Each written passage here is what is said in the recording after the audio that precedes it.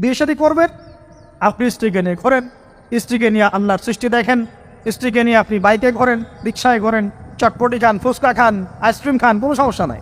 এবার তো যুবকরা বলবো যে ভাই বিয়ে শাদী তো দেয় না, কি করব। আমি পরামর্শ দিচ্ছি বড় ভাই হিসেবে, প্রথমে হালাল রিজিকের সোর্স করতে হবে।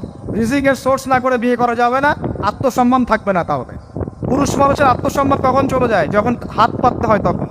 যখন আপনি রিজিকের সোর্স তৈরি করেছেন, আপনি স্বাবলম্বী, আপনি মাশাআল্লাহ মাসে 10-20-30 হাজার টাকা আর্ন করেন, 1 লাখ 2 লাখ টাকা আর্ন করেন, আলহামদুলিল্লাহ, কারো কাছে হাত পাততে হয় না, সবাই দেখবেন আপনাকে সম্মান দিবে। যখন আপনার অন্যের কাছে হাত পাততে হবে, তখন দেখবেন স্ত্রীও সম্মান করছে না।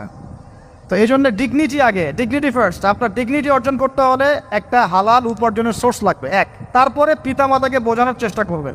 যদি কাউকে পছন্দ করেও থাকেন, না দেখেই বা শুনে যে হ্যাঁ ওখানে একজন দিনদার মেয়ে ইত্যাদি, তাহলে পারিবারিকভাবে বিয়ের প্রস্তাব পাঠাবেন, নিজে পণ্ডিতি করতে যাবেন না, পারিবারিকভাবে পাঠাবেন। যদি